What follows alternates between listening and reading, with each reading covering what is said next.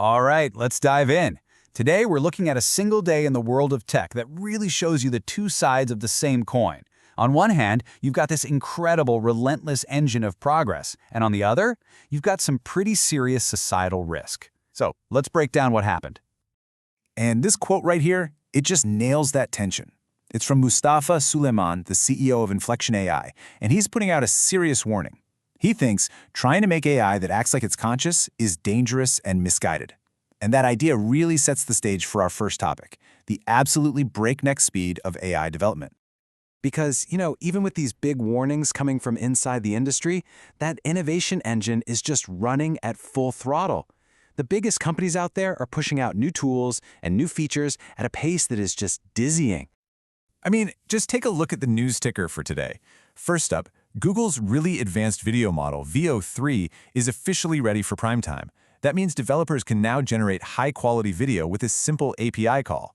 Then you've got OpenAI, who's making their evaluation tools better at handling audio, which is a huge step for audio-based AI. And finally, if you're a developer building AI apps, Google's GenKit Go just hit its stable 1.0 release. The takeaway here is pretty clear. The tools are getting way more powerful and way more accessible, like by the hour. So, as AI gets woven deeper and deeper into our personal lives, lawmakers are starting to pay attention. There's a new bill in California, SB 243, and it's proposing the first-ever safety rules specifically for AI companions. The goal is to hold companies legally responsible if their chatbots don't meet certain standards. It's a pretty big sign that the Wild West days of unregulated AI relationships might be numbered. Okay, but as our digital world keeps evolving, it's also revealing some of its deepest and honestly most dangerous fractures. And today, one of those fault lines just ruptured, showing us exactly how fast online talk can collide with a real-world tragedy. The news broke this morning. Charlie Kirk, the 31-year-old conservative activist and co-founder of Turning Point USA, died after a shooting at an event at Utah Valley University. It's a shocking, tragic event that has sent ripples across the entire media and political world. The digital fallout was immediate, and it was intense. In the hours right after the news, sources reported that prominent far-right figures and even some elected officials went on social media to, and this is a direct quote, blame the left and call for vengeance. It's just a really stark example of how volatile and polarized our online world has become, and how quickly grief and shock can be turned into a weapon. And, that tragic event really throws a spotlight on a much, much bigger and ongoing challenge. How do we confront the dangers that exist in our digital spaces, and how incredibly difficult it is to make them safe? And that challenge, it extends to the biggest platforms on the planet. A new report is alleging that over at Meta, the situation around child safety actually got worse after a massive leak already exposed how bad things were. It really makes you wonder if these platforms, even with all the public pressure, are truly set up to protect their most vulnerable users. This really highlights a classic problem, especially for smaller platforms like Blue Sky. They're trying to do the right thing, right? They want to roll out age verification to follow state laws and protect users. But that creates this huge challenge. How do you balance those safety measures with people's privacy and the expectation that everything online should be super easy to use? There's just no simple answer to that trade-off. And while the platforms are grappling with these huge systemic issues, the threats to us as individuals are getting more and more sophisticated. The National Cybersecurity Alliance just put out a new guide on how to spot social security scams. They're pointing out the big red flags to watch for: getting unexpected calls or texts, anyone threatening you with arrest, demanding you pay with gift cards, and especially anyone pressuring you to act right now. It's a good reminder that we all have to stay vigilant to protect ourselves.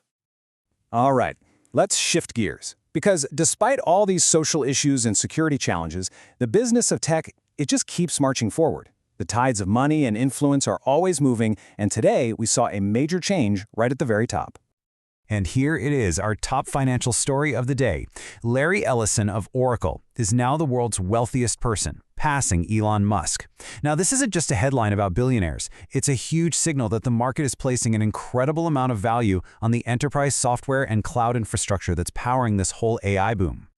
And the money is just moving everywhere. You've got Benning Spoons buying the video platform Vimeo for almost $1.4 billion. But to really get the scale of AI investment, look at this. An AI search startup, which was already valued at a staggering $18 billion just 2 months ago, has seen its valuation jump even higher. It shows that the money pouring into AI is just on another level, dwarfing other huge tech deals. Even in the big public offerings, the story is in the details. When the buy now, pay later giant Klarna went public, a whopping 85% of the shares being sold came from existing investors who are cashing out. Only 15% were new shares from the company to raise money. It gives you a pretty fascinating peek into the financial strategy, suggesting this was just as much about an exit for early backers as it was a growth plan for the company. Okay, shifting from corporate finance over to consumer tech, we see the exact same theme of trade-offs. A hands-on review of NVIDIA's next-gen cloud gaming service found that, yeah, the performance gains are massive, but you still might have issues with lag or which games you can actually play. It's the classic promise of cloud gaming. You get incredible power, but with a few pretty important catches. And that theme of trade-offs leads us to the latest trend that's probably affecting the device in your pocket right now. We are officially in the era of the ultra-thin smartphone. The push for these sleek, beautiful designs is on, but it's going to force a whole new set of compromises on us. Namely, what are we willing to give up in battery life and durability just to get that slim phone? And that really sums up the whole day, doesn't it? From the ethical debates in AI to platform safety to the very design of our phones, technology is just a constant series of trade-offs. Which brings us to our final question for you. When it comes to that device in your hand, what are you least willing to give up? The battery that has to get you through the day, the camera that captures your memories, or the durability that can survive a drop? It's a choice that really reflects the personal side of all these massive industry trends.